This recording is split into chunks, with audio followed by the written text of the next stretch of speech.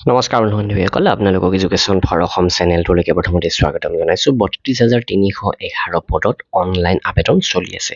অসম তথা ভাৰত চৰকাৰৰ চাকৰি বহুকেইটা বিভাগত আছে ভেকেঞ্চি। তো এই ভিডিঅ'টোত গোটেইখিনি তথ্য আপোনালোকক জনাম কম সময়তে, আৰু ইয়াতে আবেদন প্ৰক্ৰিয়া বা এক্সাম ডেট, কোৱালিফিকেশ্যন সকলোখিনি আপোনালোকে গম পাব। প্ৰথমতে ভিডিঅ'টো লাইক কৰিব। আহক ভিডিঅ'টো আৰম্ভ কৰোঁ। আৰু লগতে ইতিমধ্যে ADREৰো আপডেট আহিছে। সেই কথা যদি কোনোবা বন্ধু বান্ধৱী গম নাপায়, তেওঁলোকে এই ভিডিঅ'টোত গম পাব।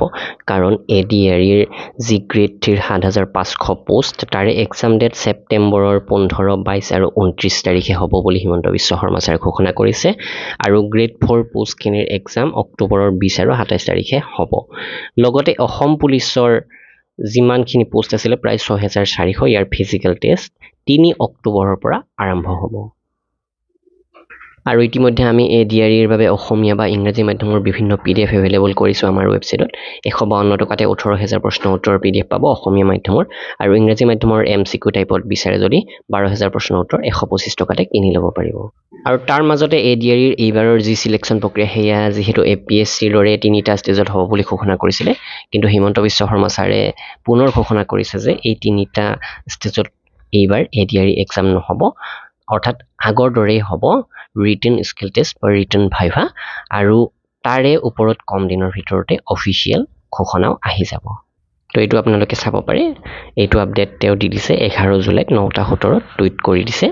তো এতিয়া আমি আহিছোঁ এডভাৰটাইজমেণ্টলৈকে। তো ইয়াতে যি 32,000 ভেকেঞ্চিৰ কথা ক'লোঁ, যিখিনিৰ এপ্লাই চলি আছে, তাৰে প্ৰথম এডভাৰটাইজমেণ্ট হৈছে MTSৰ। MTSৰ মুঠ 8,326টা পদ মুকলি হৈছে, আৰু এইখিনি পদৰ এপ্লাইৰ লাষ্ট ডেট হৈছে 31 জুলাই 2024, আৰু ইয়াৰ যিটো কম্পিউটাৰ বেছ এক্সাম অক্টোবৰ নৱেম্বৰ 2024ত অনুষ্ঠিত হ'ব। আৰু MTS পোষ্টখিনিৰ বাবে শিক্ষাগত অৰ্হতা হৈছে মাথো 10 পাছ। আৰু MTSত ইয়াতে 4,887টা, হাৱালদাৰত 3,439টা, এনেকৈ প্ৰায় 8,000+ ভেকেঞ্চি ইয়াতে আছে। দুয়োখিনি পদৰ বাবে ইয়াতে কোৱালিফিকেশ্যন মেট্ৰিক পাছ হ'লেই হ'ব, আৰু হায়াৰ কোৱালিফিকেশ্যনৰ কোনো কথা নাই। ইয়াতে এজ লিমিটটো অকণমান কম, 18 পৰা 25 MTS পোষ্টৰ বাবে, আৰু হাৱালদাৰ পোষ্টৰ বাবে 18 পৰা 27। তাৰোপৰি এজ ৰিলেক্সেশ্যন সকলোতে থাকে। OBCৰ 3 বছৰ, SC STৰ 5 বছৰ, আৰু PWDৰ বাবে 10 বছৰ। তো 2 নম্বৰ এডভাৰটাইজমেণ্টটো আপোনালোকে মন কৰক, APSCয়ে মুকলি কৰি দিয়া APDCLৰ ভেকেঞ্চি, APDCL তথা AEGCL।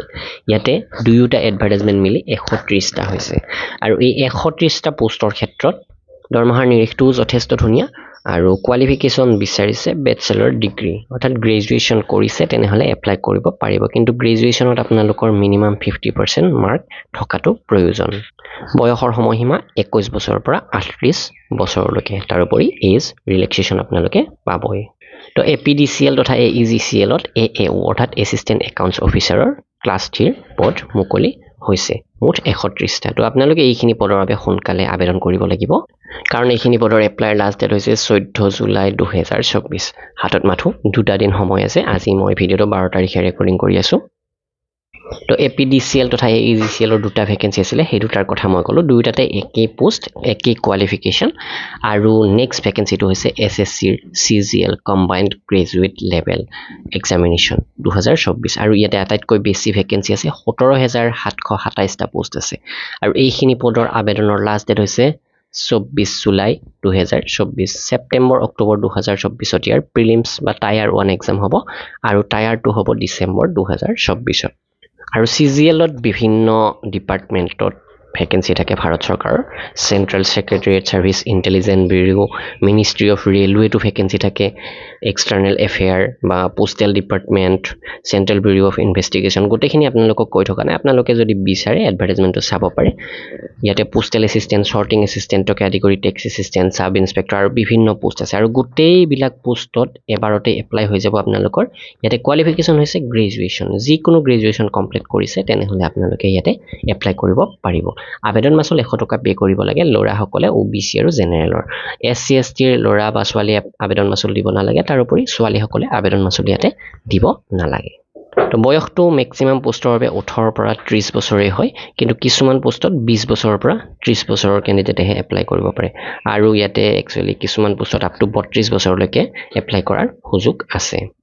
আৰু লাষ্ট এডভাৰটাইজমেণ্টটো হৈছে আজিৰ এই ভিডিঅ'টোৰ IBPS ক্লাৰ্ক ভেকেঞ্চি আৰু IBPS ক্লাৰ্কত এইবাৰ 6128টা পদ মুকলি হৈছে আৰু এইকেইটা পদৰ এপ্লাইৰ লাষ্ট ডেট হৈছে 21 জুলাই 2024 ইয়াৰ যিটো এক্সামিনেশ্যন প্ৰিলিমিনাৰী এক্সাম আগষ্টত অনুষ্ঠিত হ'ব আৰু অনলাইন মেইন এক্সামিনেশ্যনটো অনুষ্ঠিত হ'ব ছেপ্টেম্বৰ অক্টোবৰ 2024ত তো IBPS ক্লাৰ্কত এপ্লাই কৰিবৰ কাৰণে আপোনালোকে গ্ৰেজুৱেশ্যন কমপ্লিট কৰা হ'লেই হৈ যায় আৰু ইয়াতে বয়সৰ সময়সীমা হৈছে 20 বছৰৰ পৰা 28 বছৰলৈকে তাৰোপৰি এজ ৰিলেক্সেশ্যনটো থাকিবই আৰু ইয়াতে আমাৰ অসমৰ কোনকেইটা বেংকত ভেকেঞ্চি আছে বুলি ক'লে ইয়াতে ডাইৰেক্টলি ডিটেইল দিয়া আছে মুঠ 75টা ভেকেঞ্চি আছে আমাৰ অসমৰ বেংকবিলাকত bank of Baroda bank of India bank of Maharashtra এনেকৈ গোটেইকেইটা বেংকতে ভেকেঞ্চি আছে বুলিব পাৰি একচুৱেলি কিছুমান বেংকত ভেকেঞ্চি নাই ইয়াতে উল্লেখ আছে কিন্তু অভাৰঅল 75টা ভেকেঞ্চি আছে তো আপোনালোকক কম সময়ৰ ভিতৰতে মই 5টা এডভাৰটাইজমেণ্টৰ বিষয়ে জনালোঁ য'ত আমাৰ